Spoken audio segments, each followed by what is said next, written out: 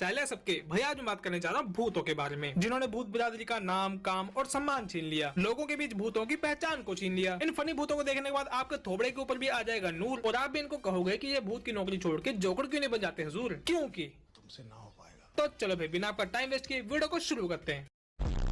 जैसा कि आपने मूवीज में देखा होगा कि एक तांत्रिक बाबा दूसरे भूतों को पकड़ने के लिए, उनको वश में करने के लिए या फिर अपने काम निकलवाने के लिए किसी तीसरे भूत या फिर किसी तीसरी आत्मा का सहारा लेता है। वैसे ही इन बाबा जी ने अपना काम करवाने के लिए एक भूतनी को बुलाया।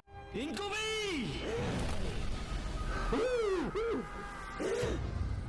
भाई ये भूतनी कोई ऐसी वैसी भूतनी नहीं है, बल्कि बदले की आग में लाल हुई भूतनी है। दिखने में ये भूतनी हेलबॉय की छोटी बहन लगती है। अगर इसमें कुछ ज्यादा है तो वो है ये बड़े बड़े नुकीले दांत, और अगर कोई कमी है तो वो है इन कटे हुए सिंगों के निशान की। सही बात है। इन बड़े बड़े दांतों की वजह से ये बेचारी ठीक से बोल भी नहीं पाती। इसी वजह से ये हर एक बात का जवाब हाँ या हूँ में देती है। बाबा के आत्मा को लेकर आना होगा, मैंने जैसा बोला वैसा करो।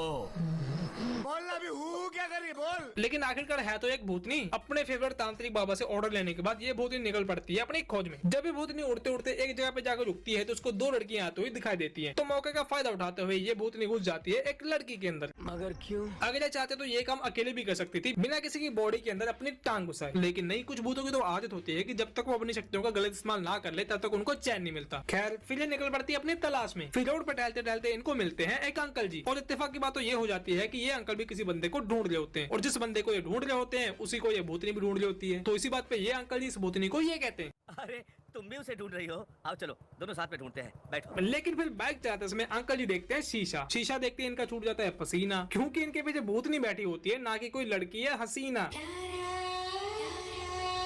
इतना खूबसूरत नूरानी चेहरा देखने के बाद ये अंकल जी घबरा जाते हैं, अपनी बाइक को स्लो कर देते हैं और अपना रास्ता चेंज कर देते हैं। लेकिन भूतनी को पता चल जाता है कि ये अंकल फिर ले रहा है। और फिर ये भूतनी ये घुमा के लगा देती है इन अंकल जी की टांट पे।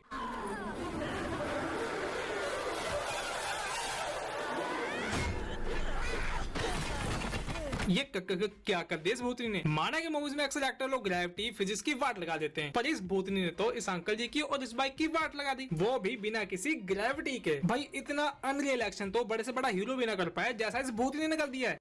ये भूतनी अकेली नहीं है जो ऐसे एक्शन वाले फाइट करती है, ऐसी ही एक और भूतनी है।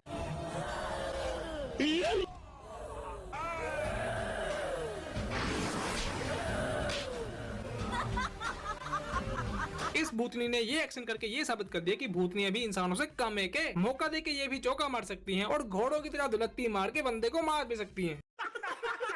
ये तांत्रिक मार खा रहा है लेकिन इसकी हरकतें तो देखो। ये बंदा आ बहन मुझे मार वाली बातें कर रहा है। इस खूबसूरत भूतनी से मार खाने के लिए खुद ही अपने पैर को आगे धर रहा है। बताओ। जैसे इंसान अमीर गरीब होते हैं वैसे ही भूत भी होते हैं। ऐसा ही एक अमीर भूत है ये बंदा। चलो ड्राइवर।